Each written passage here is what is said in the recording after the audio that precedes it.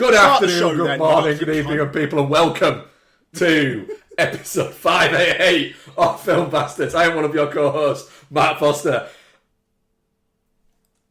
Becky Foster. I forgot what words were. And as always, I'm joined I by... know, but I forgot the words. And... Ian Loring, hi. And I'm ever so sorry, folks, because that must have been a hell of a start to the show. But Mark was, we're talking about show content here, we need to get on it. Go to record, his Audacity crashes, which he does every time because Audacity's shit. Yeah, but we still love it. We still love it. In a way that you love your fucking racist uncle who buys good gifts at Christmas. What have we got this week? We have the How to Train Your Dragon remake. How to Train Your Dragon.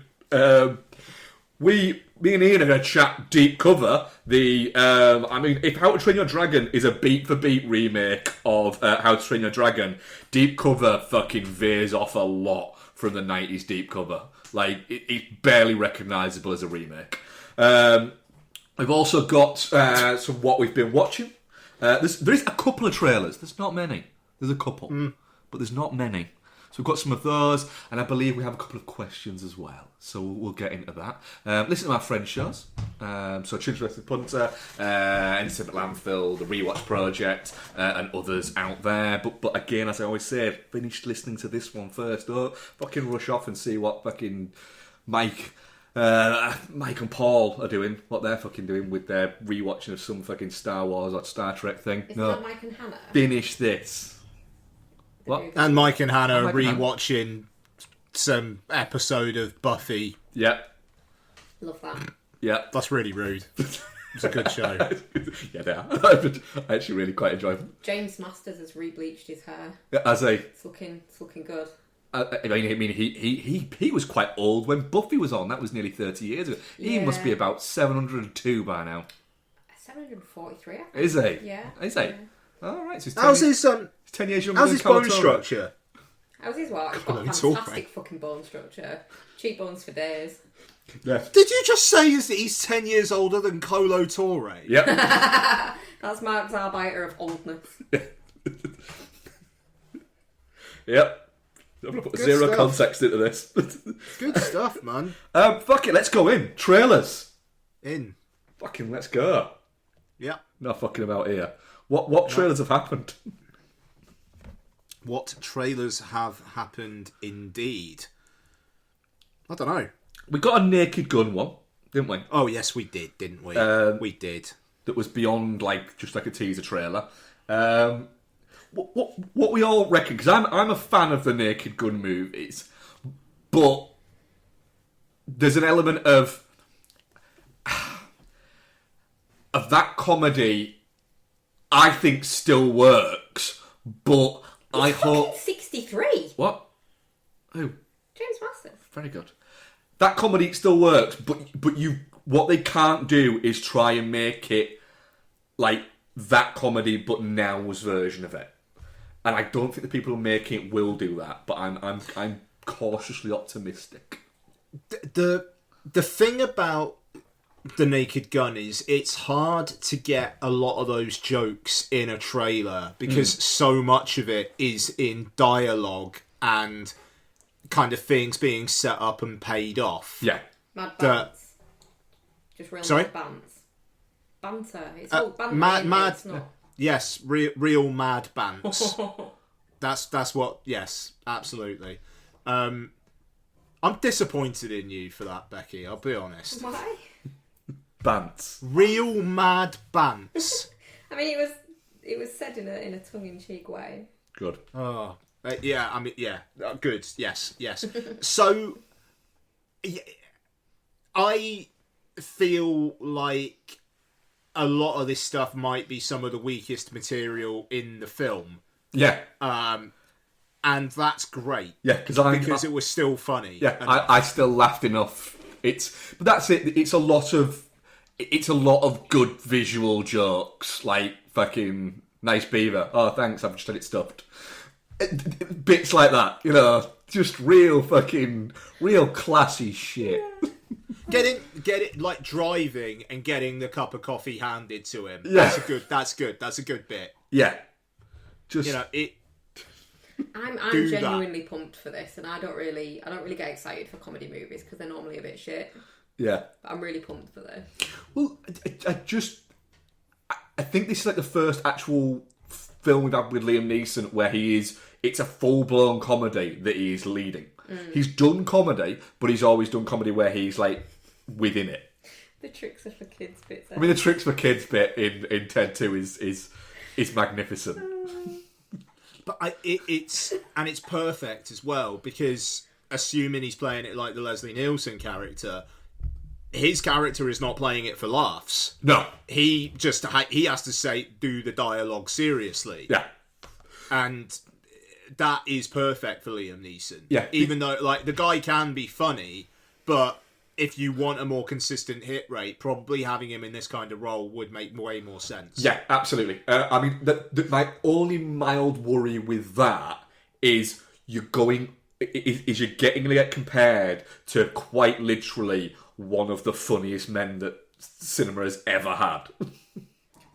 I think that's the type of comedy Liam Neeson's good at, though. Yeah, I think that's totally. it.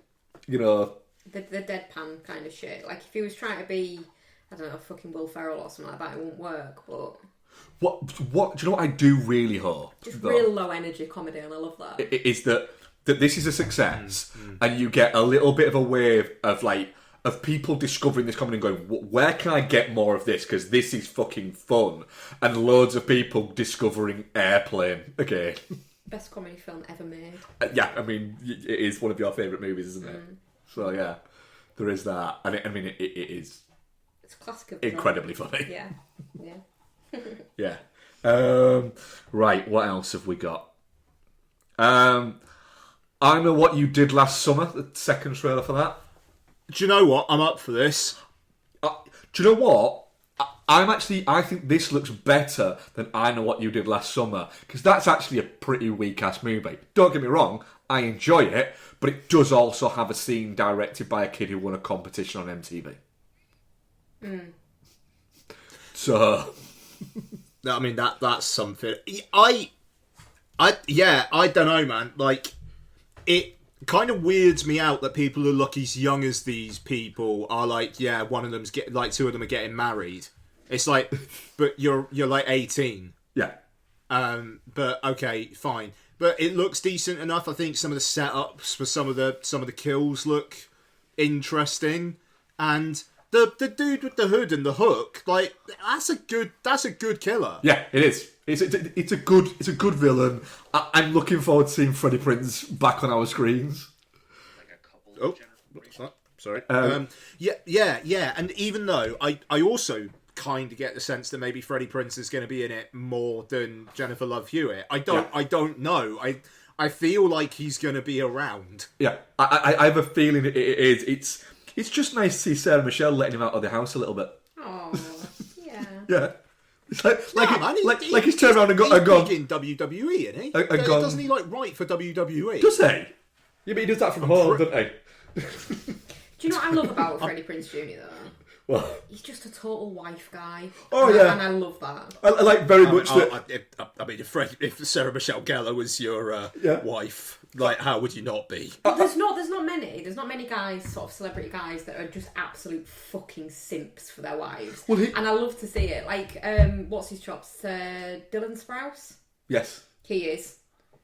And he is. I mean, yeah, he has to be. He's the ugly brother. And his wife's a supermodel. She is, yeah. She's fucking stunning as well. He's just a bit chunkier than... He's not. He looks like a sprout. Because he's chunkier. He's got exactly the same face as his brother. No, he He doesn't. just styles it differently with fat. Fat, yeah. And as much as I dislike the boy, Brooklyn Beckham is an absolute wife guy as well. Like, he's Genuinely just threw up in my mouth a little bit. He is, though. And it's cute. No. Yeah. I have a feeling that Mummy and Daddy may have cut him off, so he's just got to live off wifey's inheritance billions. Well, there has been a bit before. I don't care. But yeah, but I like the fact that... on Freddie Prinze, he's no longer with WWE, but he was a credited writer on 26 episodes of WWE SmackDown. That's great. And he's a host. He was a host 2022 to 2024 of WWE Rivals for 16 episodes. That's mental. But I like And it. he was also, he was a voice on Star Wars Rebels as well. He did like quite a few seasons of that. He cropped up a couple of times in Bones, didn't he? As like a Secret Services guy. He worked for the CIA, and he was just really charming in it, wasn't he? Really quite fun and really charming, and just like a bit of a rogue, but in a fun way. He's a nice screen presence, but I think that is his issue. He's a nice. Oh, he's a nice screen presence. Yeah, he's not dangerous. The guy's a fucking Labrador. Oh yeah, and I think that's harmed him. But I think he's perfectly fucking. That man fucking loves camping. Yeah. Loves going camping. Fair. Absolute. He loves going camping from the minute you suggest it, and he can start planning it. He loves packing the car up. He genuinely, he doesn't, when he says, I'll put the tent up, it's because he's going to enjoy it, not because he wants a blowy later. Fair. What? Alright. I know what he did last summer. I'm looking forward to this one. Yeah. Yeah. Right. I've not watched the new trailer. Oh, it's good. But, I mean, coming out in July, it will be a nice antidote to, like, the bigger films. Yeah. I like the idea of when they were deciding they wanted it, and one of them went, so we're going to release it at Halloween, and this one went, no. Got a better idea. What? Summer. And they've gone, oh. Do you know what though? Because there's a lot of stuff that's coming that's feeling really retro at the moment. It's feeling quite late 90s, late 90s, noughties. Yeah. With like these like film follow-ons and stuff like that. Some of the music that's coming out is sounding kind of from that era as well. And I think the universe is really pushing for like, that's the last time as a planet we were okay. And it's just trying to get us back there with like new albums from the darkness and stuff like that. And I don't think the darkness is going to save people. Have you heard the new album though? I have, I don't think they're going to save people. No, but like to get people in that mindset of like... I mean, the mid-noughties was shit. No, late 90s, early 90s. It's not the darkness. No, but it's the music is reminiscent of that time, is what I mean. Fair. Right. Springsteen, Deliver Me From Nowhere.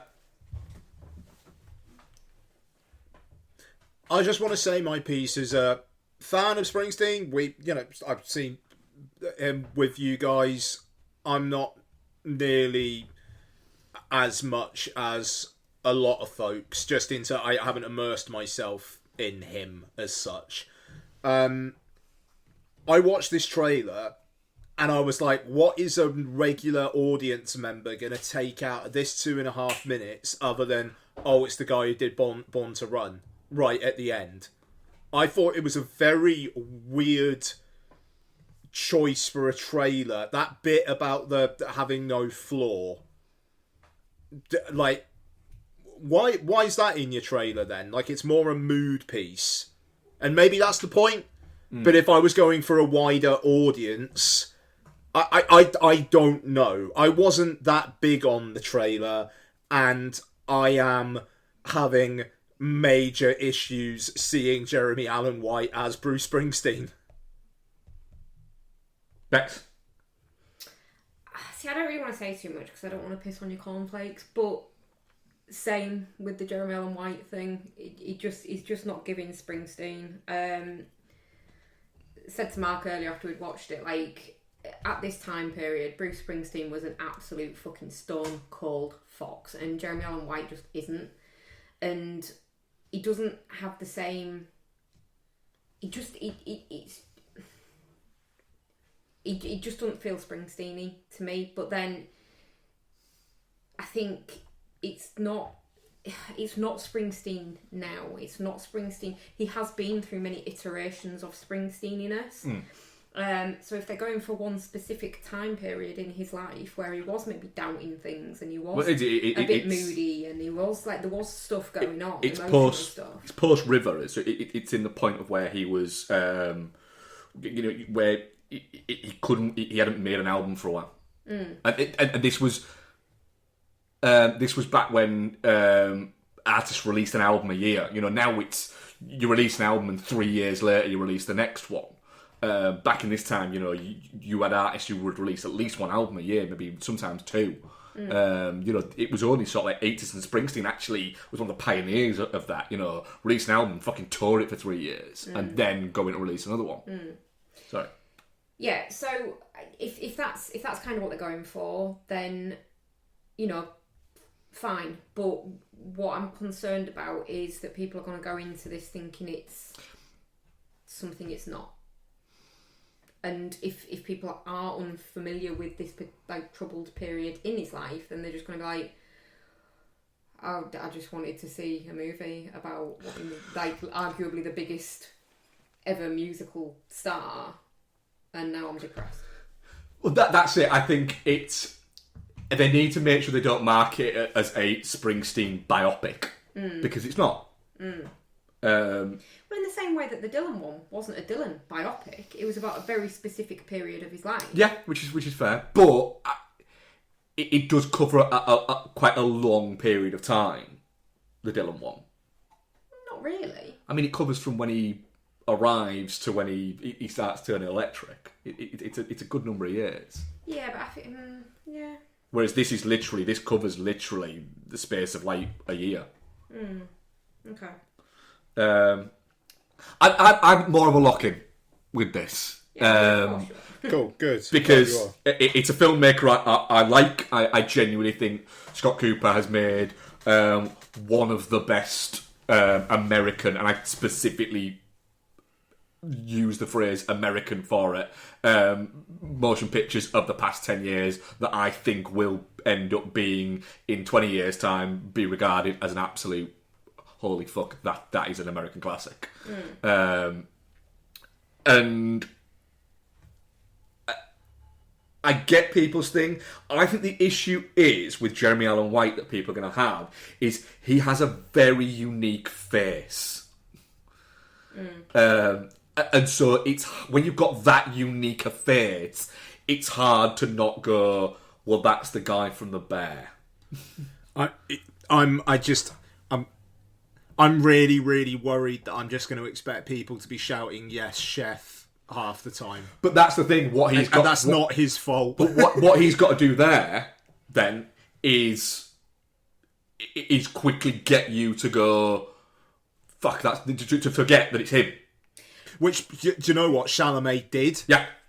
Yeah, that's what I was about to say, and I said this when we watched the trailer. Chalamet didn't look particularly like Bob Dylan. He had the hair and he wore the outfits, but he didn't look like Bob Dylan. But he was Dylan in that movie. Yeah. And I'm not getting that from Jeremy Allen White. He's Jeremy Allen White. But from the trailer, I was worried about the whole, well, that just looks like a skinny kid who knows what a smartphone is. In the original trailers of, what is it, of Complete Unknown.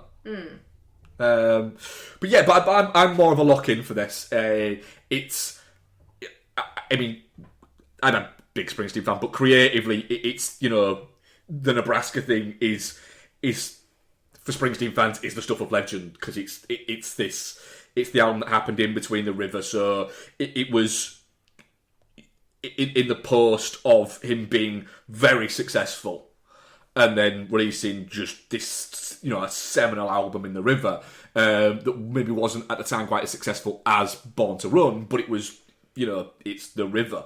It was probably in his greatest creative period, but it's also the album before Born in the USA, which is clearly, you know, when he went from being very much, you know, the famous thing about Springsteen is Rolling Stone, you know, was said that I've seen the future of rock and roll and his name's Bruce Springsteen. And then you've got that, and all this was building up to it, and then fucking Born in the USA happened, and there it was. It happened. And this is the introspective bit, the bit of, you know, it will touch on it, I'm guessing, with the film, you know, the arguments with the record company and the fact that he literally couldn't release an album. So he was just making this music because he felt creatively like he had all this stuff to do but didn't know how to do it. And then there's a lot that's come out post like his biography about his depression and bits like that. So it's going to be interesting to see where this lands, but it's it is going to be more a snapshot in time piece rather than here's a Springsteen biopic. Yeah. I don't like the fact that it's now called Springsteen Delivered Me From Nowhere. I actually don't mind that title. But if that's what they'd have run with to start off with, it feels like they've just gone, we need to get in that it's a Springsteen thing.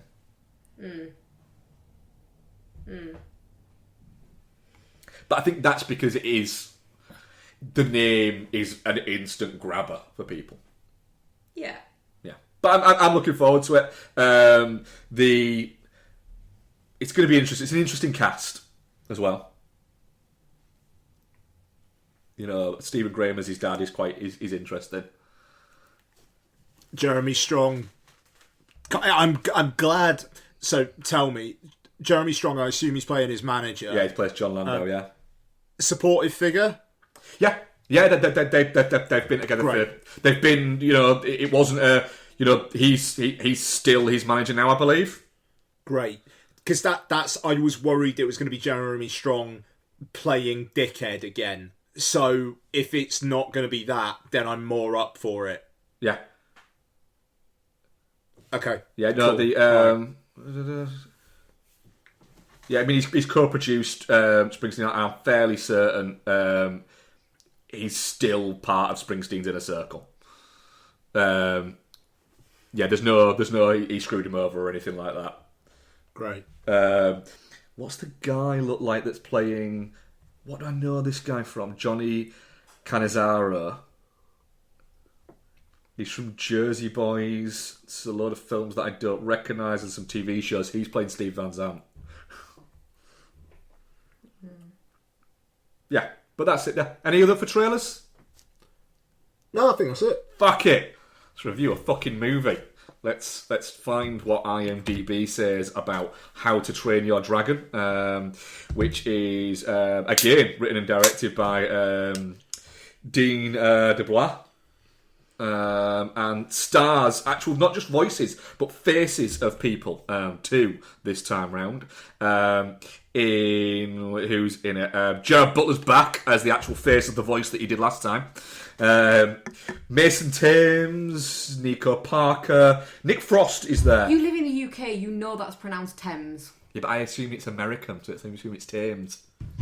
Yeah. I'm very disappointed in you. I just saying, that's how I would think it probably would be if it's American.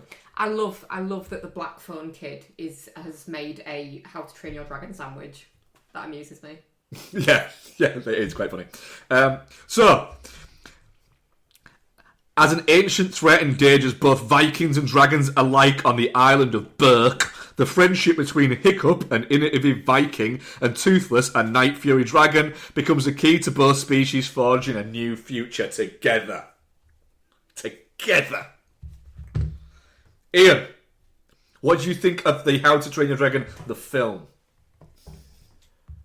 Comcast's shareholders were thrilled with the opening weekend of successful brand IP extension live-action remake How to Train Your Dragon opening this last weekend, with it absolutely dominating the box office and saving money on the production budget by being the exact same film but with some deleted scenes chucked in, with reused CG and entire models lifted from the original film.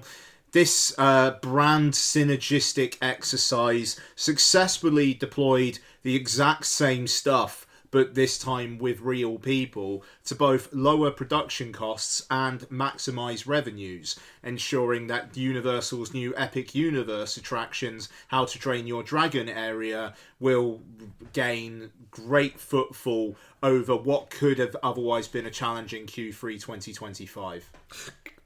That's just a question. How many of the Marvel Universe shows did you watch? 2. Oh, then you fucking lost your point.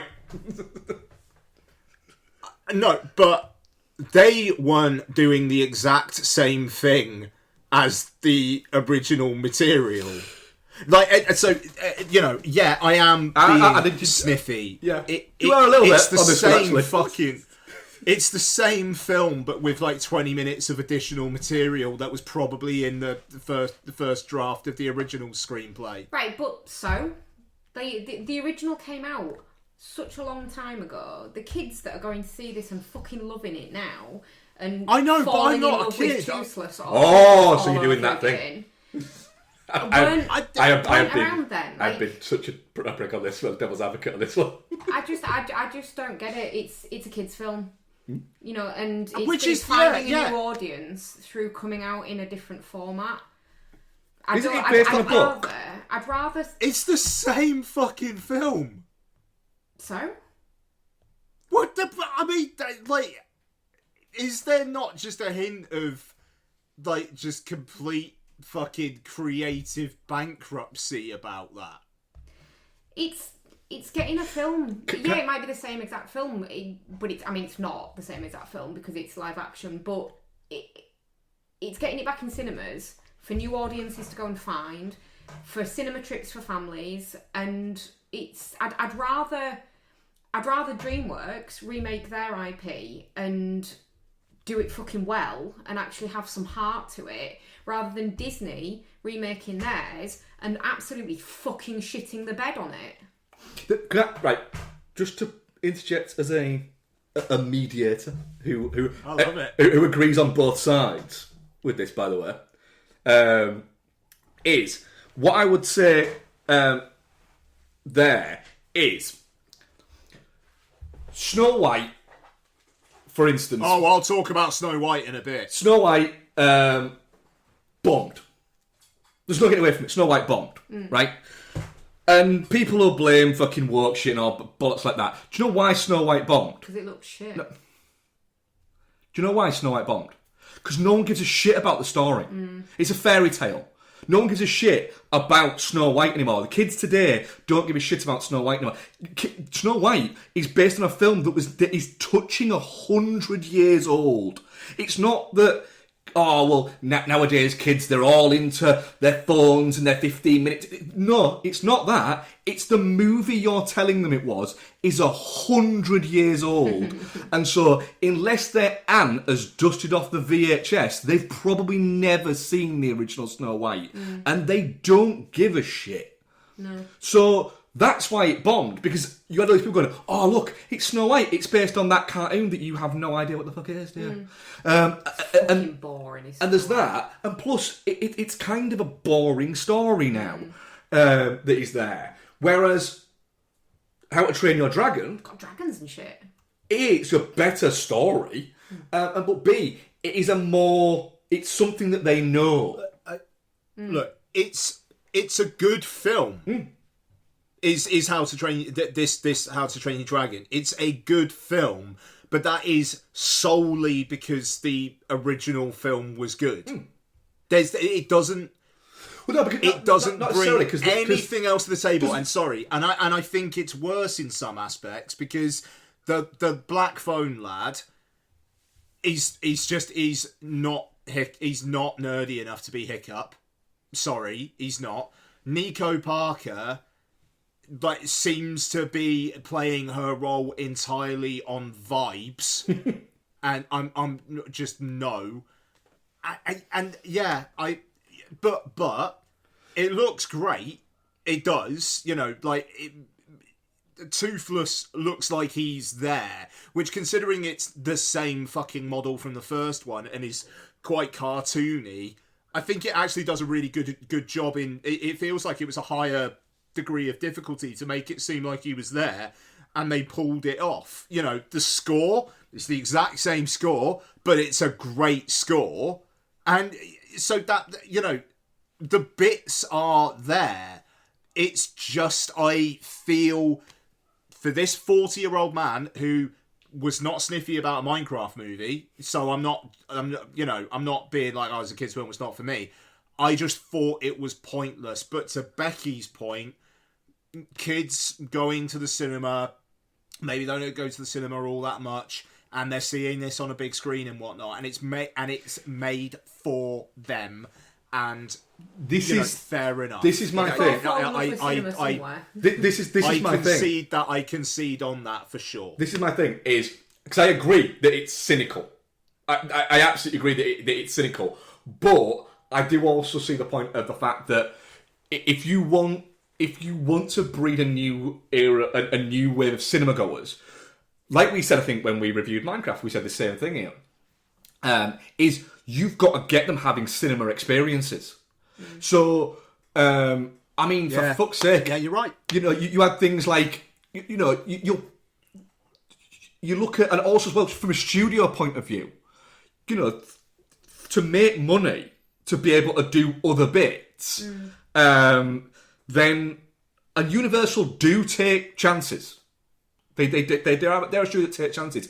Is you've got to go horror when it's in a bubble, which at the moment horror is having a banner moment. It'll run out in some point in a couple of years. We'll have a few years where it won't until a banger comes out. Or you do a kids movie, because kids movies they just make money, and I would. There's almost a part of me that would prefer to have more blockbusters over a year that are aimed at getting kids into the cinema that I might be able to go enjoy as well, rather than blockbusters that are aimed at me that they're gonna that people are gonna try and drag their kids to and go, come see this, come watch the interpersonal relationships between Iron Man and Captain America, and these accords, and don't worry, in the car on the way home, I'll tell you who that guy was as well. And the kids are going, I like the action bits. Yeah. Which, absolutely, and sorry, I will shut up in a minute. I think that point as well about Universal is a great one. You know, like, they got to do the bankers so they can fund the more risky stuff, and absolutely. And I Dean DeBlar has already said if he gets to do a remake of How to Train Your Dragon 2, there's stuff in the original that he wasn't happy with and that he wants to change. And it's like, cool, okay, I'd love to see that. It's the fact that the first one was already so good, and it really, really is, that there's so little they felt they had to change. And I just...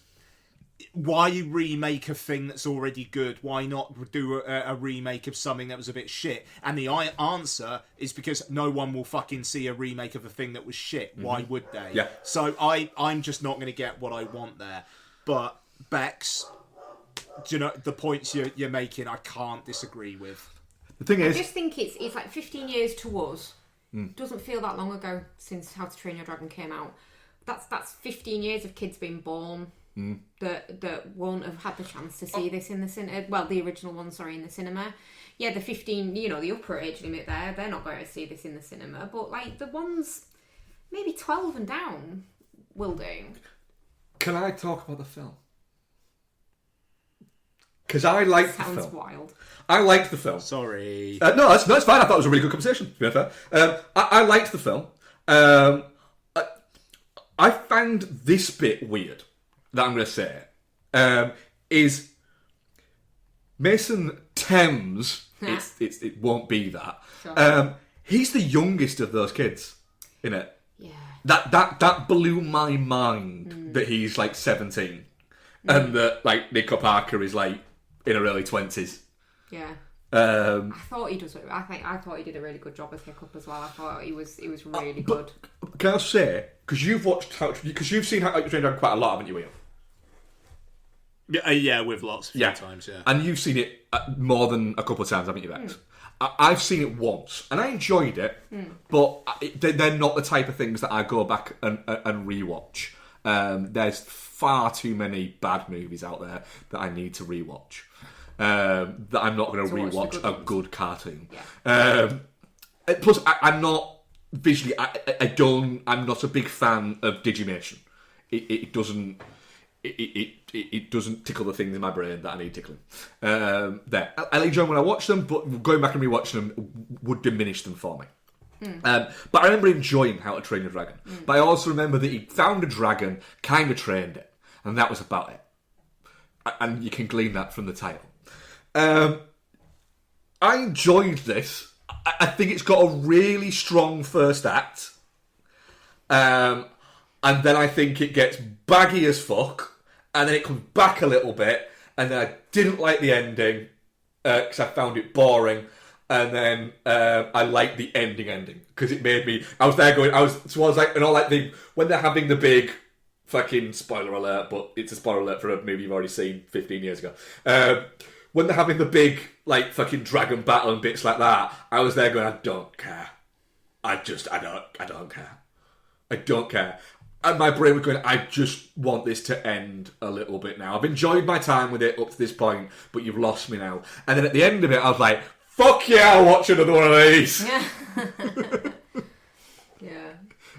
So, yeah, I went on a bit of a journey. Sounds like it. Yeah, I was alright with that. I liked the performances. A Zen Picnic Frost is a little bit disturbing, but yeah, I enjoyed it. But I also do see the point of it is a very cynical thing in the fact that it is for all intents and purposes a shot remake. Did fucking love the line of "Hi Dad, don't talk to me in public." Yeah. I actually kind of appreciated the fact that it was quite a nice understated performance from Serafinowicz. Yeah, he's not really. Yeah, didn't even know it was in until I saw the credits. Yeah. Right. Go on. Do you remember the movie Beowulf? Yes. Are you the one they call Beowulf? Are you the one they call Beowulf? Yeah. Yeah, that was a piece of shit. that was a piece of shit. Gerard Butler looks like he's in that movie. He doesn't look live action. No, it doesn't a little bit. He looks like mocapped. Yeah, he does. It's weird. Everyone else looks real. He looks fake. Yeah. He looks like he was shouting at the makeup department, more Oblex. Not in a bad way. The thing is, I think the thing that really helps this movie, and, that helped the cartoon as well, is that the protagonist is a real nice kid, but the dragon in question is just fucking adorable. Like, Toothless is just like, I want one. And if I can't get one, I was saying to you, didn't I? Like, after the cartoon came out, adoptions of black cats went up like exponentially because people just wanted something that looked like that. Yeah, well, I leaned over you, didn't I, while we were watching it, and when you first saw Toothless and went, that prick's got teeth, and then his teeth disappeared, and I actually audibly, but I was still like talking to Becky and went, ah! Where's his teeth? Which I forgot he actually had teeth. I thought it was like a gum problem he had. And that he was ostracised, and that's why he found it. So I made up an entirely different movie in my head for what this thing was. Yeah, no, Hiccup broke his tail with his neck. What a prick! I know, right? What should you call him? Prick up? Wait a minute. No. That's a horrible idea. Yeah. You ruined. No, I really liked it. But I like the cartoon, so I was gonna like it. I'm not precious about the cartoon, so I wasn't ever gonna hate it in that kind of way. But I think it's nice to see it in live action. It's nice to see it. I think they've done a really fucking good job of matching up the characters and how they are in the movie, in the live action, to how they were in the cartoon. And like the little bits, like the weird little spitting dragon and stuff, like it's just mint. And they do feel kind of tangible, the dragons. I think they've done a good job with that. So yeah, I really loved it. And the fucking bit where he chains Toothless up and takes him in his stupid fucking boat to go and try and find the nest. I was ready to like absolutely mentally cancel Gerard Butler. Because I've seen it a number of times and I really like it, but I couldn't remember exactly what happened towards the end, like how it actually panned out. So when he did that, I was really upset with him. Well, I mean, I thought that it was a dragon that was ostracised from its dragon people because it had no teeth. So you remember more of it than me. That's true. Yeah. I mean, the thing is, the movie's good. Part of that is based on because it's based on a good movie. So yes, I can see that. But I enjoyed my time with it. I would watch another. But I think, like you said there, Ian, if they're going to do another one, it has to be different to the sequel. Yeah, I seem to remember the sequel not being very good. There's been like 4, haven't there? Has there? There's 3 of them. This is the second one. The second one's quite dark. Okay. And a bit. And I know they were saying at the time, it's The Empire Strikes Back. Oh, fuck's sake. And then the third one is very good, and the ending, like, they properly wrap it up. They are like, no more of these, in a mild spoiler alert, lovely way. Oh, lovely way. Ah, right. So Yeah. it doesn't come out that Hiccups been, breaking up. If honestly, the third one, if you've not seen it, no. it's really, really nice. I might actually give it a go, because yeah. I haven't not seen the third one for any other reason than I've just not seen it. Like, didn't want to see it or anything like that. I've just not watched it yet. It's just like a kind of like they're growing up and Toothless needs to do his thing. Oh, does he now? Oh yeah. They're not on anything. I'm sure we can find them. Yeah, I'm definitely not shit. Yeah, definitely I'm not shit. Definitely not I'm shit. definitely not shit. But it is fully like, it's almost like I'd have a new rating, but I really, really hope I never have to apply it again. Like, it's really, really good, but entirely because the film that existed before it is really, really good. You could give it the Psycho rating. No, not Psycho. No, but I mean, even Psycho, you had Vince Vaughn jerking off. Yeah, the Psycho remake is misunderstood. Yeah, and the like subliminal messaging bit of the cow being hit by a car. And the fact that literally fucking Vince Vaughn had to get changed into the outfit himself. It was like a thing that Van Sant said, you have to do this. Yeah. And so, yeah, he had to do that. Becky's just had to run off to, what is it? To I think that's the door. But she said it was definitely not shit. Yeah, our audience poll, 33% definitely not shit, and shit 67%. Wow. Miserable people. I don't think they're miserable. I think they're accepting reality. But you enjoyed the movie. I did. Well, then we review the movie. Well, you know. What have you been watching, him? I don't know what to tell you, mate. Right, so few things for me. Watch The Nice Guys in 4K, the new Second Sight 4K. How's it look? Which, yeah, it looks great. Was always going to. I forgot that had come out. Yeah, it's really, really good. As I think we all know, is The Nice Guys. Like Gosling and Crowe together, just absolutely sensational stuff. And it's them together with a Shane Black plot. What's not to love? It's great that it's still occasionally some of the publicity things still cross my paths on the socials, and you've always got to stop and watch them.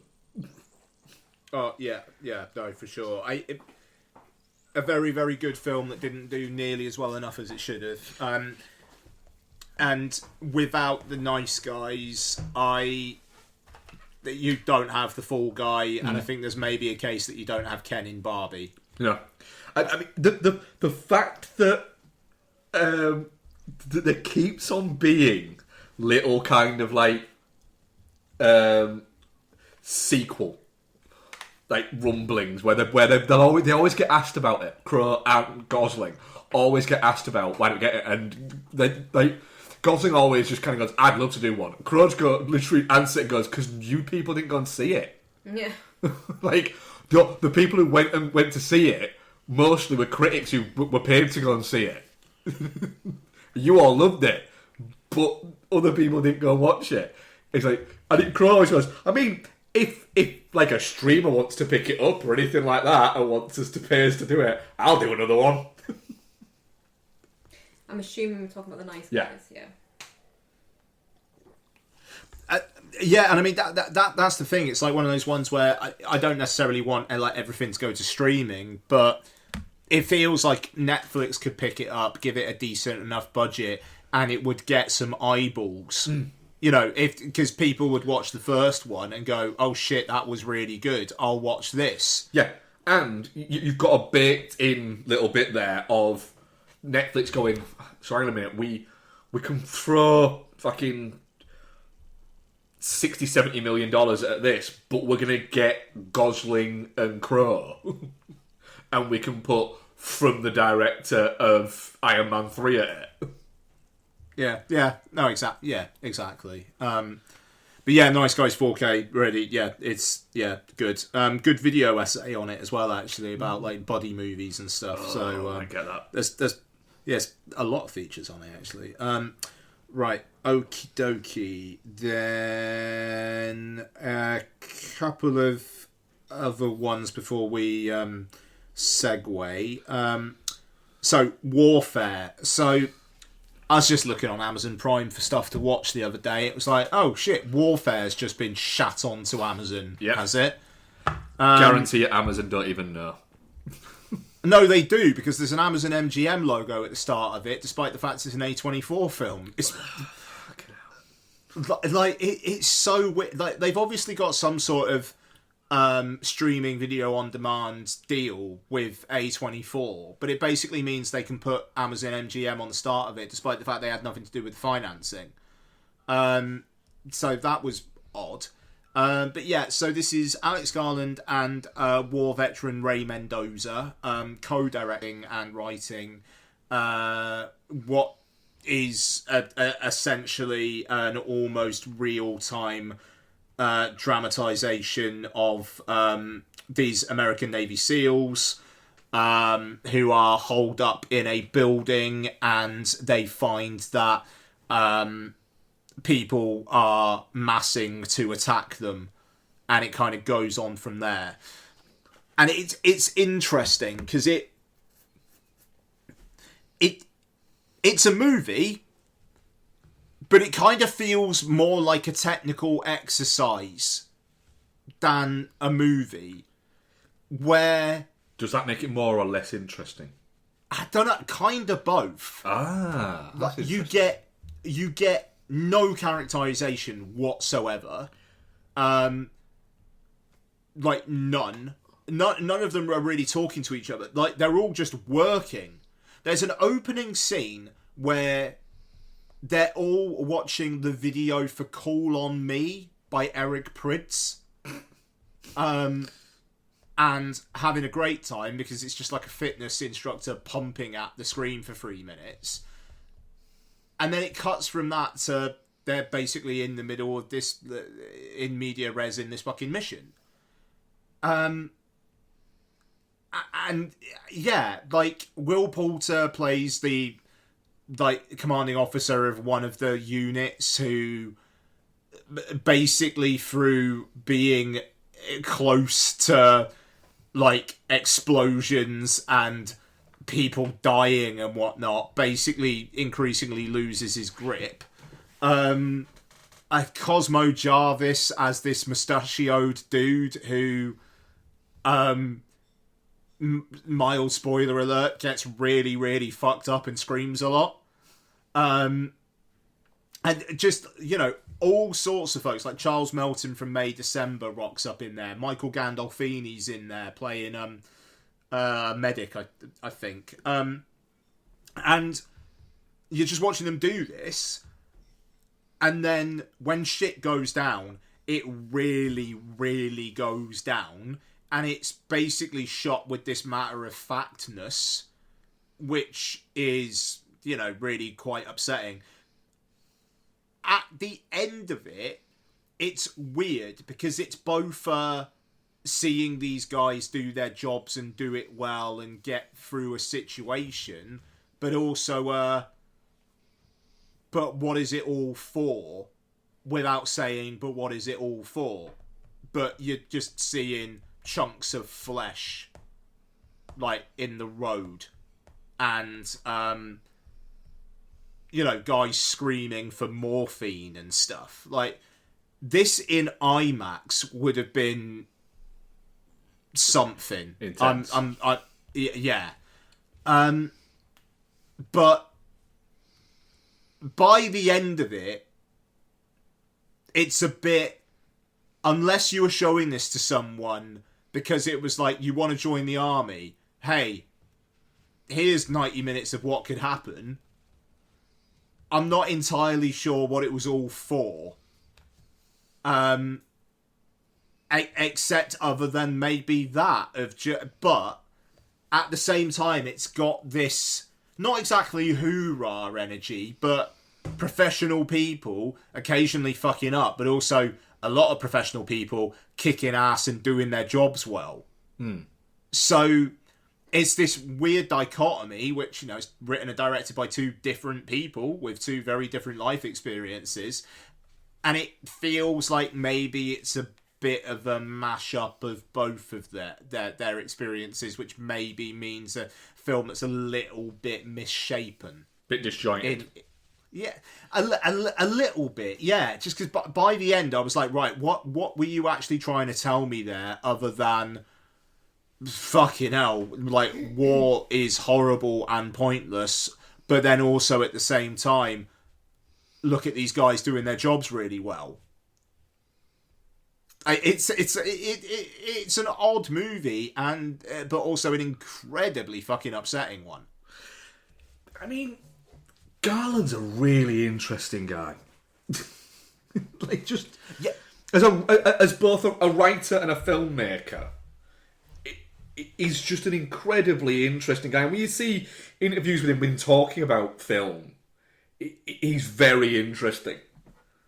Just to hear him talk, he's one of those people, you know, like, where there's certain ones where you just, like, Michael Mann's a great person talking about film. He's fascinating to listen to. And I reckon if you just said to Alex Garland, you know, if there was just like a TV show that basically just said to, that it was an hour long, but it's 45-minute long with adverts. It's a 45-minute long TV show or YouTube show where it was basically just, fucking tell me about your favourite movies. And it was just fucking rambling for 45 minutes. And Alex Garland would be one of those ones where you'd be like, that was fucking great. There'd be some where you were like, get the fuck over yourself. Yeah. But I think his would be great. I mean, his letterbox thing is like, I'm supposed to say these really highbrow things, aren't I? And he just starts listening to films that he likes. He's like, yeah, they're good movies. Yeah. And Nexty's doing an A24 video game adaptation, which kind of feels perfect for Alex Garland, to be honest. Dude ghost directed Dread. You know, he wrote the 28 Days films. Like, Didn't he do one of the Devil May Cry video games? Didn't he write one of the Devil May Cry video games? He wrote, like, Odyssey Journey to the West. I don't know whether he... That's interesting. I need to fucking Google that right now. No, so he was a story supervisor on the Devil May Cry movie that came out on the PlayStation 3. Game that came out on the PlayStation 3. Even though he's also quoted as saying, I had fuck all to do with Devil May Cry. I hope you still cash the check, though. Yeah, well, no, I mean, I think they just put his name on it. A quote from him from an Edge magazine interview. No,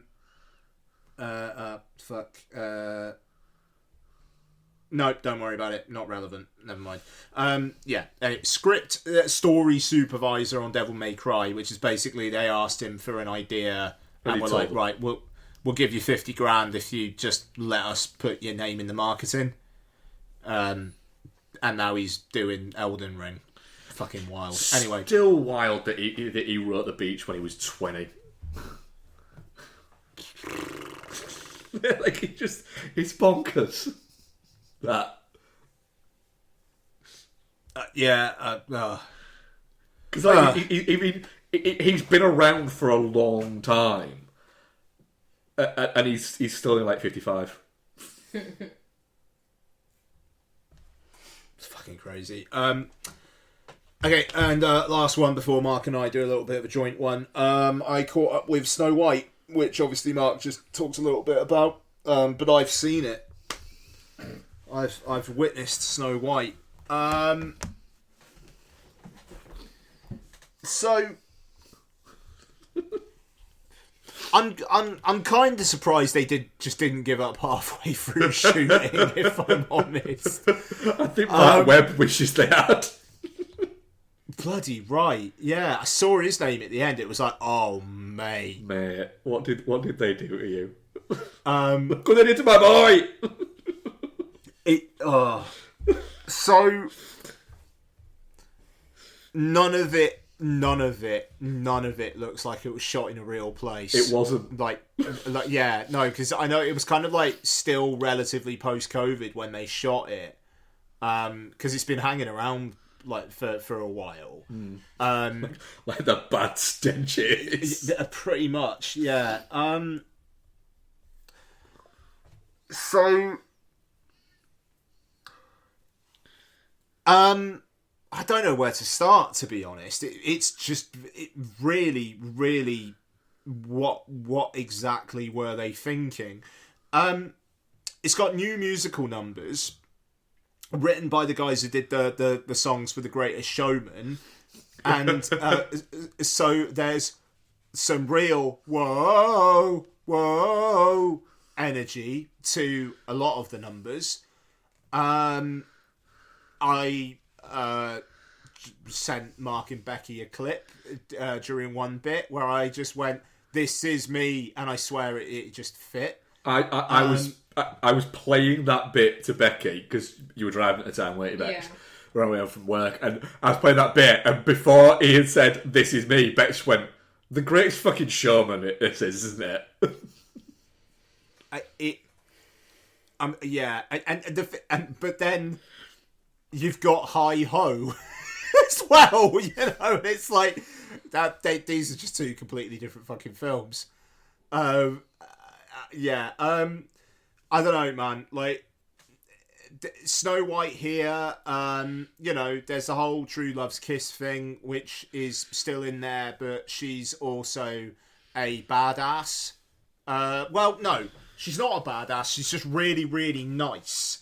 That's the thing. She's really nice, but she doesn't fight anyone to the extent that the third act is they're storming on the castle, and it's like she and the 20 people in the town, and the 7 dwarfs, and it's been like, what exactly are you going to do? And what does she do? She gives them a good talking to.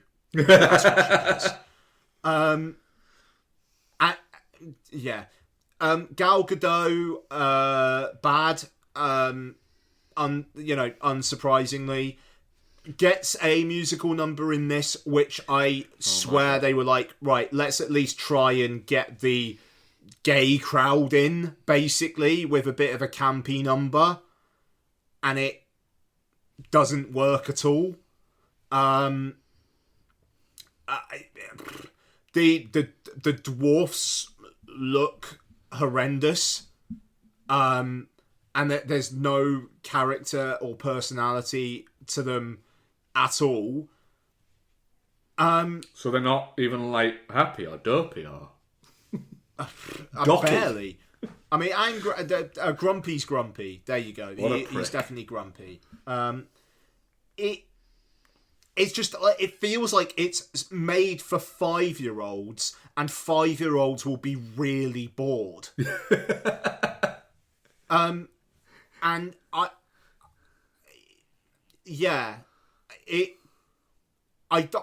don't quite get how this got through so much quality control that it actually got released. It didn't. I think it literally was just, we have spent so much fucking money, we have to release it now. Honestly, it must have been so depressing for Rachel Zegler, who is a divisive figure, and you know, a lot of the commentary about her in this film is bad faith, and she's trying her best, but also, like, a good 50% of her screen time, she is talking to and singing with nothing. She's just going to be on a green screen, on a studio set in London, just fucking trying to make shit work. I mean, right now, she's literally fucking singing on a balcony in the West End. That shit's That's bizarre. fucking wild. I kind of dig it. I mean, it's very, very funny Yeah. that people are paying that amount for those tickets to Evita, and then any old fucker walking past can see the big number. Have you seen this, Alex? No. So, right, mate. Bex. So, you know the "Don't Cry for Me, Argentina" song, right? As Eva Peron, that gets sung on a balcony, doesn't it? Yep. So do you know where it's sung? She fucks off, right? And it's sung on the balcony outside the theatre that is over the theatre onto the street. So she's literally singing it to the street, and there's a video of it happening in the theatre of her singing to the street. So she just fucking goes out there and just starts belting it out. And the people in the theatre are just watching on a fucking... It's worked within the what is it? And from people who've seen it have said, it actually, seeing it, it works really well. It's really interesting. But yeah, so she's just every night just going out and just belting out to Argentina just to randoms in the street. And she's doing that 6 nights a week until September. Yeah. So can you imagine what's going to happen? Like literally, like the amount of stuff that's going to like. Do you remember when David Blaine was in a box and people were throwing like KFC at him?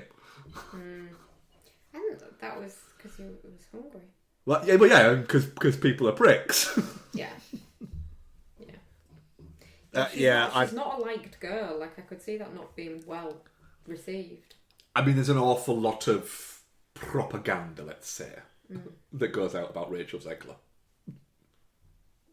Yeah, I bear no particular ill will towards her, and you know, I think she's trying her best with Snow White. The film is not her fault. I think it's probably the lead producer's fault. I have a feeling that in a few years' time, everybody except one person is going to go that was involved in this movie is going to go, yeah, we done gone fucked up. That wasn't a good idea. And one person will cling to it and be going like, I thought it was great. And that will be Gal Gadot. Yeah. Really quite a spectacular misfire in just how dunderheaded it is. Honestly, the third act, the climax of it is so fucking funny. I described it to you guys, but it's so... That's how you're going to end. Like, it's almost a little bit like the Raiders of the Lost Ark thing, where it's like, if Indiana Jones wasn't there, everything would have turned out exactly the same. Yeah. There's a part of this that is like that. Because I just like a little bit of a spoiler alert. At some point, the evil queen would get pissed off with the mirror and would shatter it. And when she gets pissed off with the mirror and shatters it in this film, she just kind of gets sucked into it, and that's the end of her. Snow White doesn't do anything. Because Snow White can't, because she's Snow White. Because she's too good. She's too nice. Yeah. That's that. Like, she uses the power of niceness to do nothing. Bizarre fucking film. Right, okay. Deep Cover. New Amazon film. Don't know who directed it. Tom Kingsley. That's not a real person. Of course, Tom Kingsley, that classic. So, Amazon Prime film. It's Nick Mohammed, Orlando Bloom, Bryce Dallas Howard. They are roped in by policemen played by Sean Bean to basically use comedy improv skills to enmesh themselves in the criminal underworld, and they find themselves getting in with Paddy Considine. This film was perfectly acceptable enough 3 stars Friday night fare for me. It absolutely zero memorable, but it's diverting enough and it's short enough. It is, if you went to the cinema to see it, you'd probably be a little bit pissed off. Watching it on a TV screen with some Amazon ad breaks every now and then, fine. At least for me. Mark, thoughts? I lunch watched it. So because I lunch watched it, I don't get the Amazon ad breaks because I download it. And then, so I watched it on my lunch and was a bit like, I'll give this a go. About 20 minutes into it, I was there going, this is a huge mistake. I am wasting my lunch hour. Like, I don't have anything else downloaded. I'm going to have to continue watching this. But what I will say there is it then starts to settle a little bit. And it goes from being, this is just a bit silly and a bit boring to, oh, this is farce. Oh, all right then. I can take farce with that. And then I think it survives solely on the fact that that Bryce Dallas Howard is quite charismatic in it. Yeah, she is. And really quite engaging. It gets away with the fact that you're watching Nick Mohammed and going, he's not funny, but he's also not threatening in any way. And Orlando Bloom, you get to have the thing of going, oh, you're shit.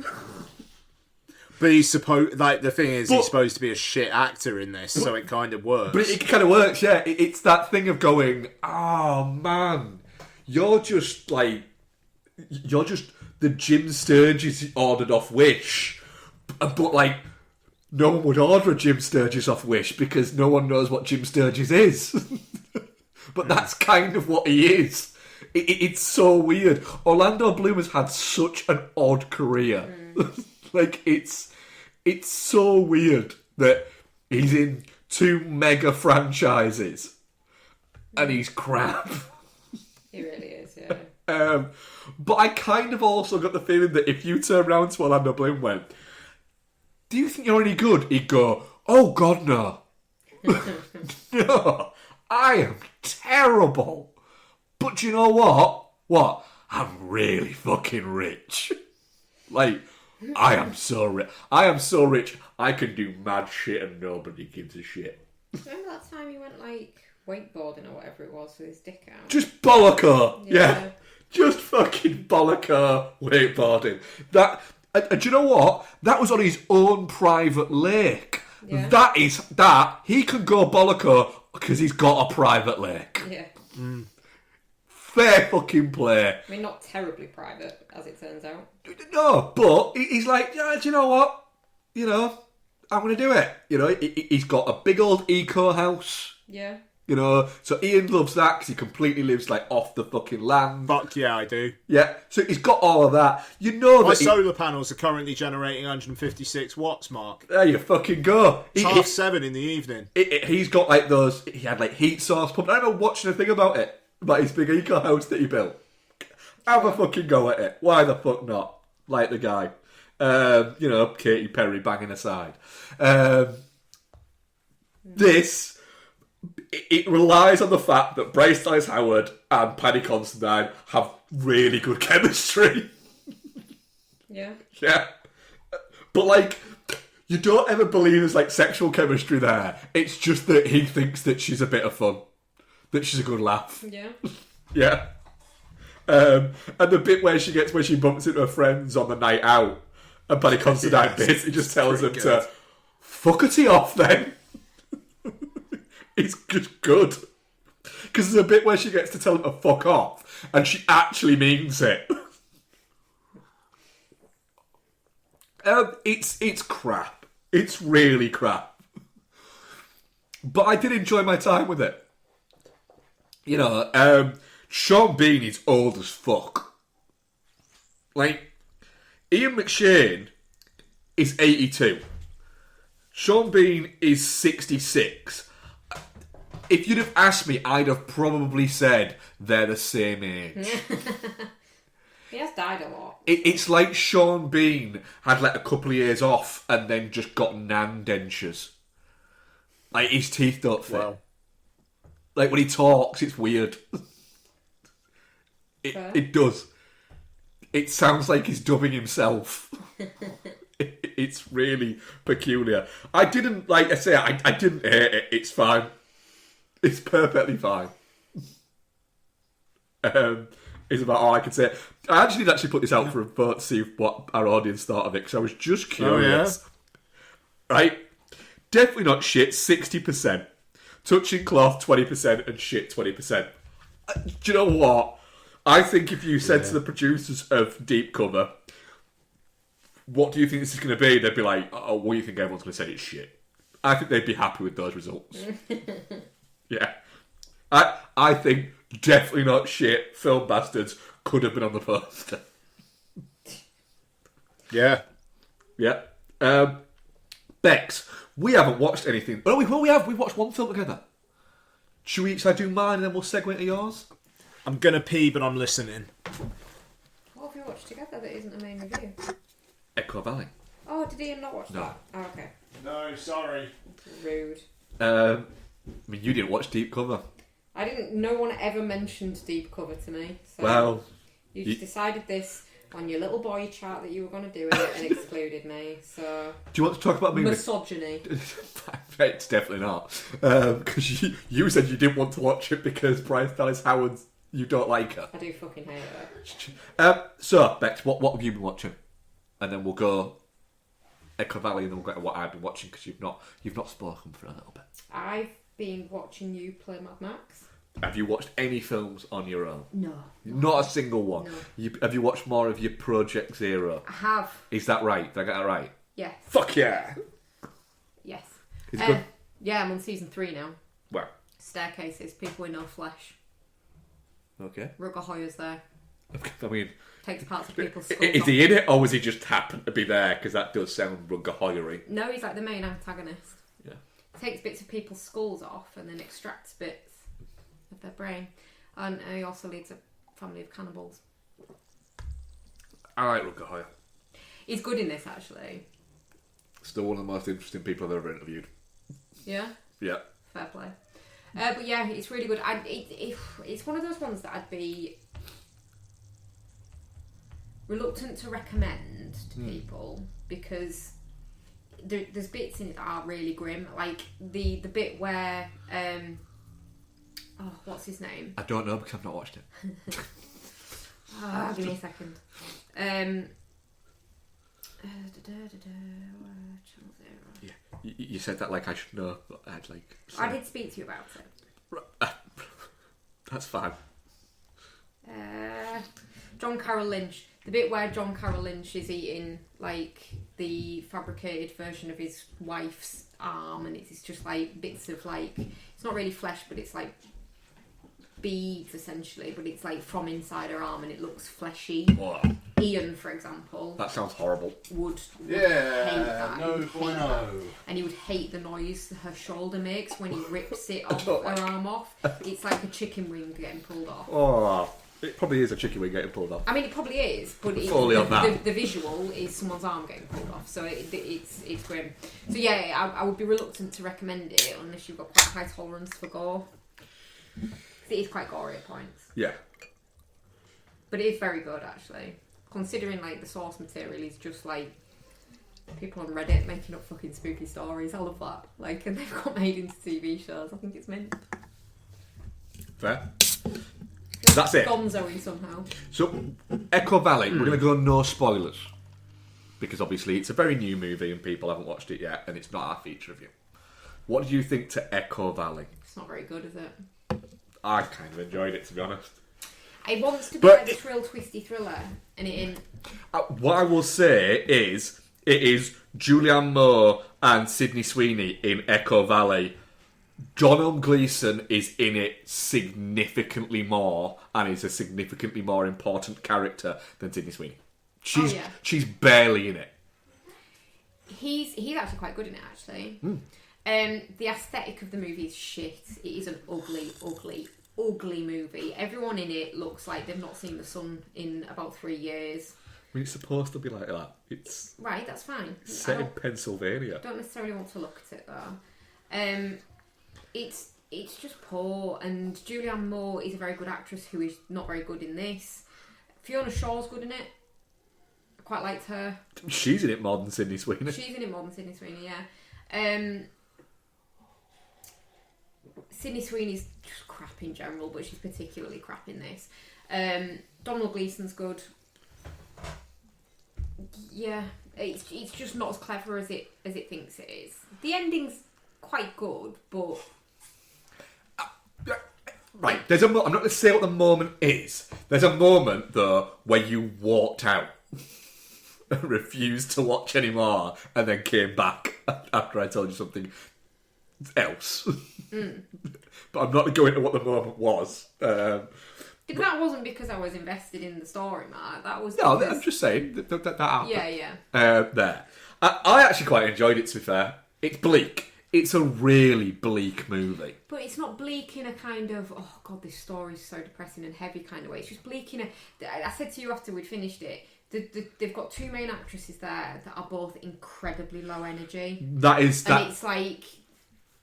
That is a failing of it, and it does what I'd agree with there, because they are...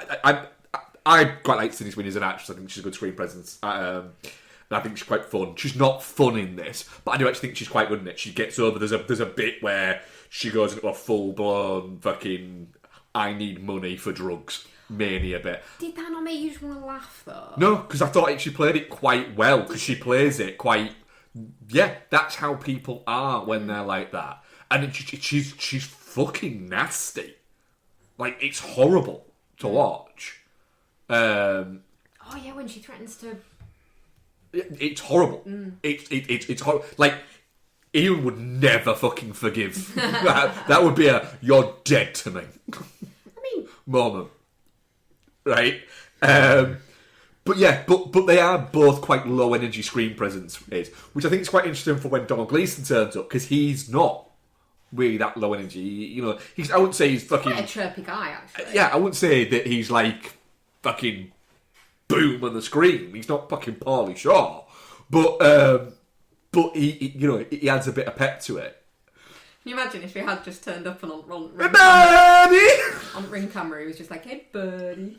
Yeah, I enjoyed it. It's not a banger, don't get me wrong. No. And it's a little bit, maybe it's 10 minutes too long. It's interesting. The thing is, the ending, you kind of go, yeah, saw that coming. So it's not maybe as clever as it thinks. But I think it also, I think that you're supposed to know, oh, this is the way it's gone down. Well played. I think you're supposed to. I don't think it's supposed to be a, oh, fuck twist or anything like that. But yeah, I enjoyed it enough. I would say it's not a weekend watch. It's maybe a Thursday or a Tuesday watch. Sure. Is what I would say. But it's decent. But it's an hour and 45 minutes. Can I interrupt for 1 second? Oh, God, what's happened? Either of you guys aware that Tom Cruise wants to make a Days of Thunder 2? Yeah. That's fucking mint. Yeah, they're doing it at the moment. That's well exciting. Yeah. NASCAR's sick. Days of Thunder 2, Coal Trickles Again. Oh,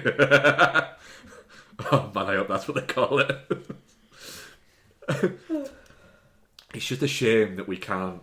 That Tony Scott's no longer with us, so he can just do shitloads more cocaine while they're making it.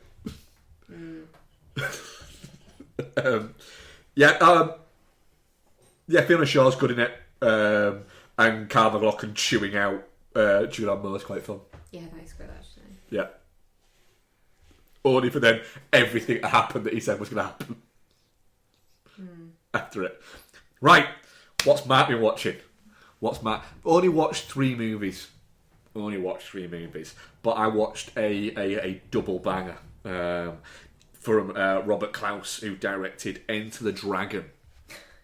Yeah. Directed Enter the Dragon. I watched China O'Brien 1 and 2. God, I forgot Cool. banging on about A vehicle. Did you do this in your lunch break? People just every now and then walking behind you, just being like, what the fuck is he watching? Actually, I have my own room that I go into on my lunch break. That's great. Fantastic. No notes. Good.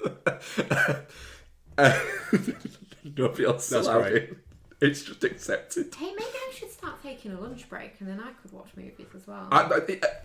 So I did watch these in my lunch break. Yeah. These were VHS rental classics, China O'Brien movies.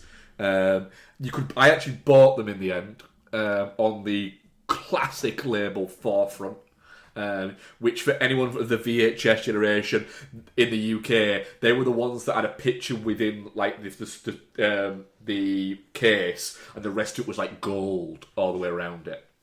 Yeah, people are going Forefront and nodding along, listening. Yeah. This is two movies where they were so fucking sure about the first movie. So fucking sure about it that they filmed the sequel at the same time. Wow. Yeah. That was ballsy. Yep. They filmed the sequel at the same time. There's an action sequence, right?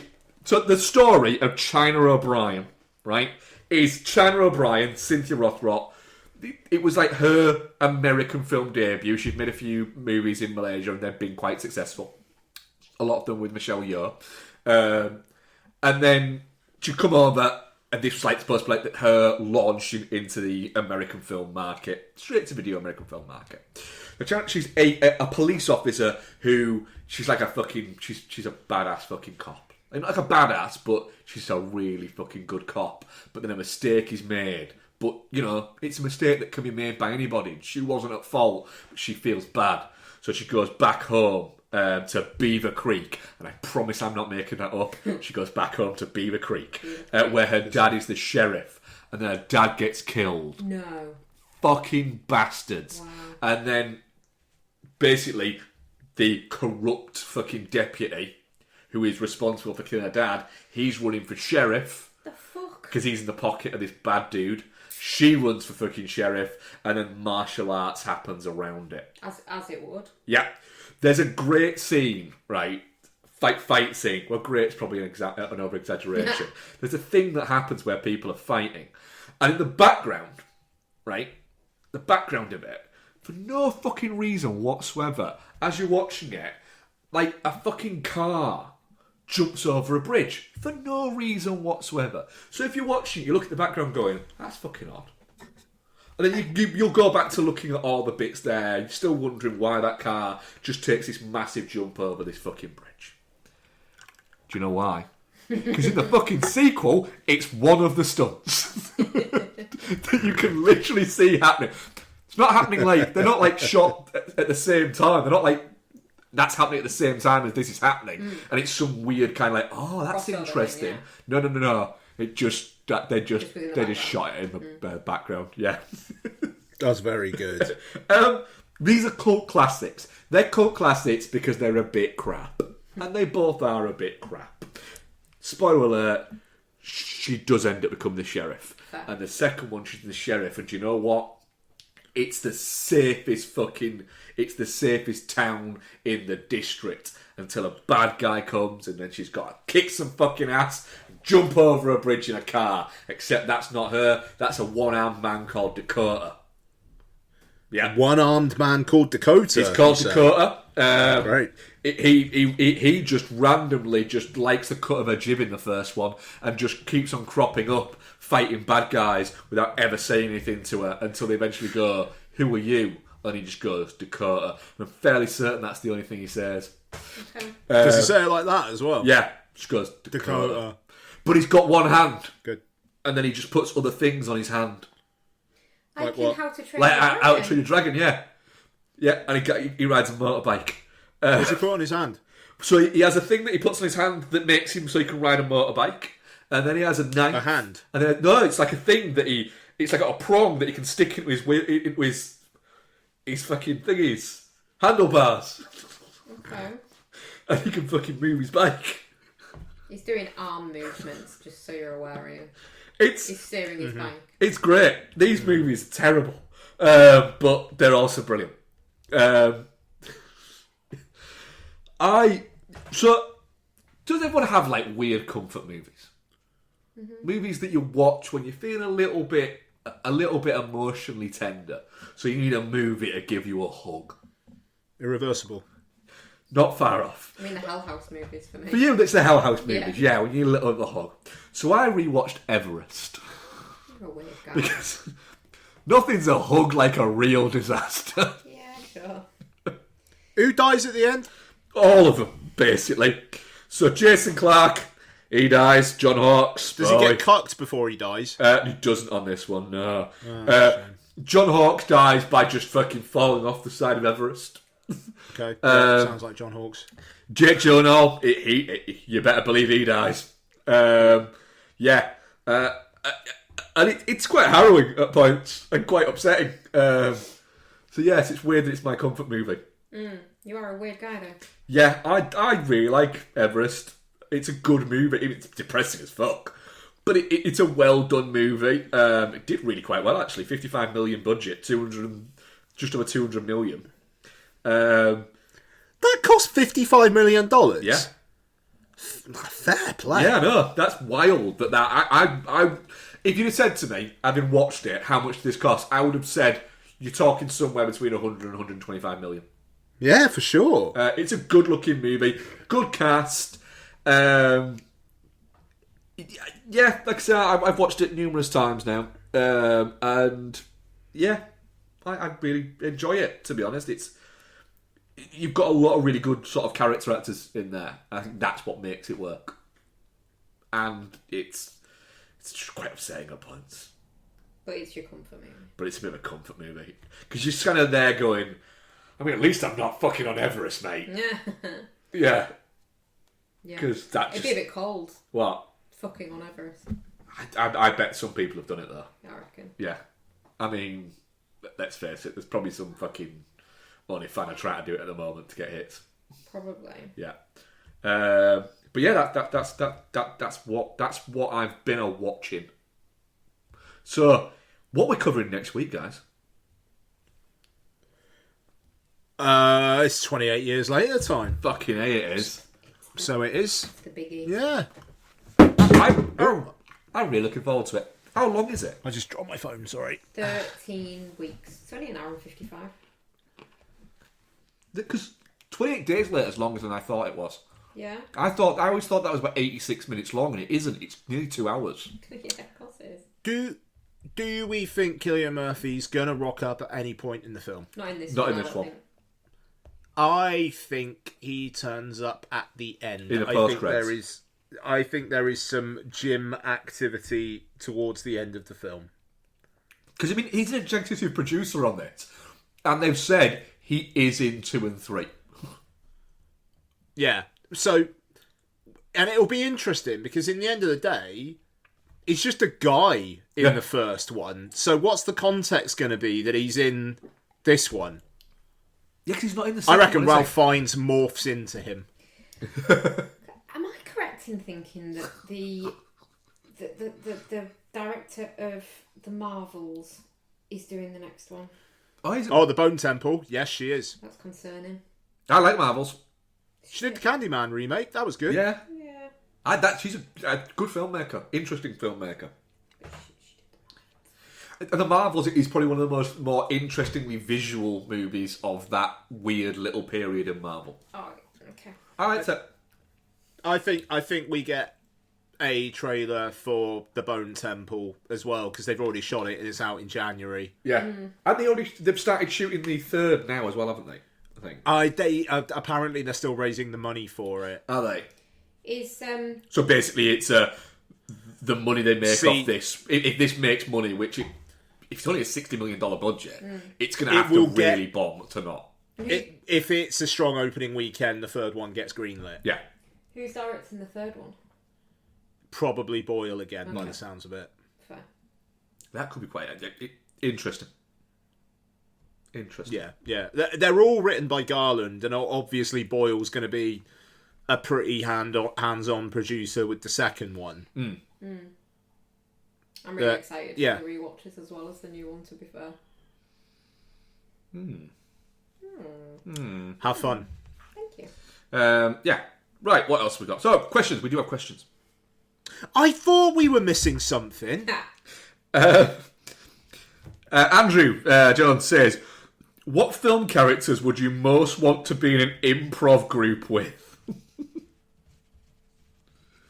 Colonel Kurtz from Apocalypse Now. Oh, he'd fucking... I wouldn't have to do anything. It's just like, all right, mate, yeah, you just fucking monologue for 20 minutes. I'll sit here. Yeah. You've got to choose one more. It's got to be two. Dennis Hopper in Apocalypse Now. Wouldn't have to do shit. Just let them chat at each other. Yep. Yep. And then while Sean stood there going, so is there just loads of cocaine on this island then?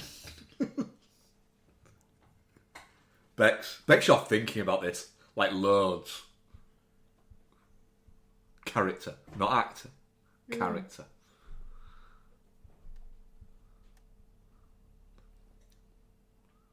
I don't know. Oh.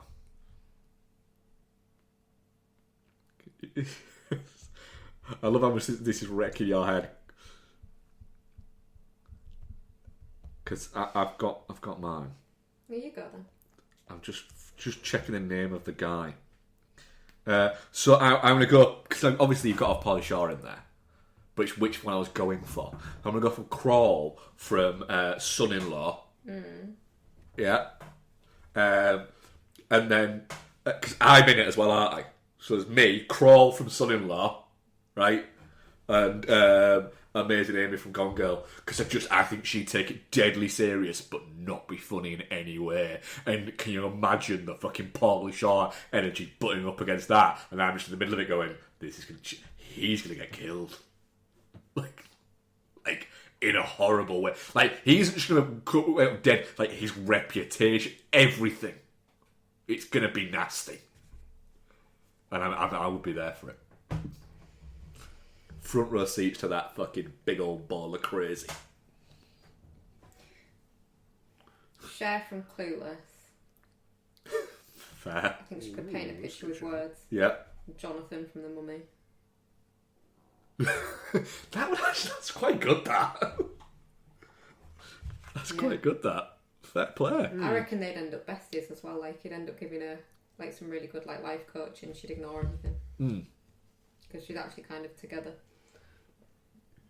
Yeah, I'm happy with that answer. And then our next question is from Dylan saying, a while back I asked you which film finale would stick the landing best, Mission Impossible or Fast and Furious, and you all said Mission Impossible. Are you still confident in that answer? Yes, because the next Fast and Furious, like Fast X was 2 years ago now. There is there's no talk, is there? At all of the next one coming. So we've just got Dom and Son seemingly killed by a damn big burst. Like, I mean, the next one of these is due out next year. That's not happening. You don't know what they're doing in the background. They're not making that movie, I'm telling you that. Fast X. And I'll be honest, given Fast X, I'm still pretty confident that despite the fact I didn't really like The Final Reckoning, it will be better than Fast X 2. The thing is, I really wish they'd just stopped with Fallout and made that the last one. I mean, agree also, but the thing is, Fast X, it did all right. Like. Was that the Momoa one? Yeah. Yeah. It's fucking mint. Yeah, but Momoa was in a way more interesting movie. Yeah. Oh, yeah.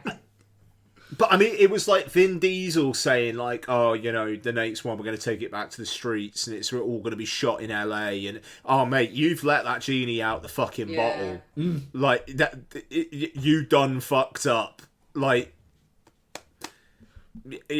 yeah, no. And it's almost just like, just fuck it, fuck it, lean in. Yep. Just lean in now. Like, why not? They've already been to space. I don't know. Have Jason Momoa fucking pull a face mask off, and then it actually turns out he was Cole Hauser from Too Fast, Too Furious the entire time, or some shit like that. It's just like, I mean, it's just not happening next year, is it? No, and it's like, when does it happen? Because Vin Diesel is no spring chicken. Nope. I mean, Fast X and Fast X 2. Just from the director of Grimsby. Well, yeah.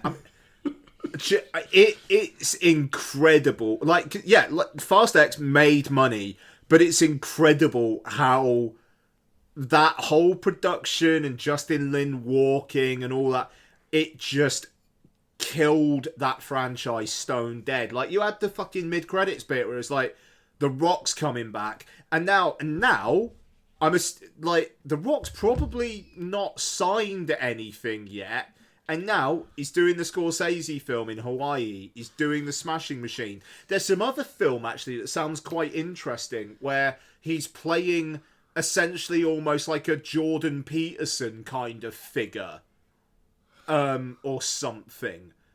And it like a manosphere wellness guru guy who corrupts this kid. Oh, and it's like that's interesting, but could go either way. No, it could, but it sounds interesting. I mean, so is he then gonna go, well, Fast X2 was supposed to be me revitalizing my career, and now actually, do you know what? Thinking about being in good things has revitalized my career. Yeah. I mean, we'll see how the Smashing Machine goes, but, you know. And the Smashing Machine, we were all quite lukewarm in the trailer, and I saw it in the cinema, and it worked for me. I mean, and Vin Diesel, like you say, he's late 50s, and at the moment, I'm fairly certain he's filming another Riddick movie. Yeah, he's doing another Riddick, yeah. Which is direct-to-be, probably. I mean, he's got David Towie back for it as well. Yeah, of course he has. What the fuck else is David Towie going to do? Well, no, because, like, literally, in the past 20 years, he's made 3 Riddick movies and nothing else. Is that what that meant? A Perfect Getaway? Is that it? That's it. Yep. Honestly, I appreciate the sassiness of the question, but nah, man. Like, I'm still pretty sure Mission Impossible's ended it stronger. Yeah.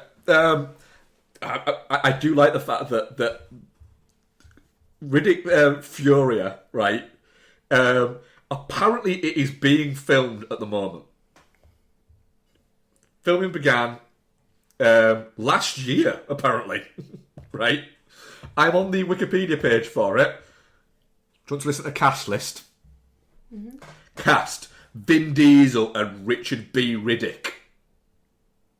That's it. Well, they've still got 2 months until they arrive at Furia, mate. So, you know, give them some time. Space travel takes a long time. Oh, man. Right. That was episode 588. That was really chaotic, Mark. It's a Mark episode, of course it was. So, yeah, we're going to come back next week with 28 years later. Honestly thought you were going to ask what trailers we'd seen just then. Well, thank you very much, Rebecca. Thank you very much, Mark, I think. Thank you very much, Ian. I'm finished! Bye. Bye.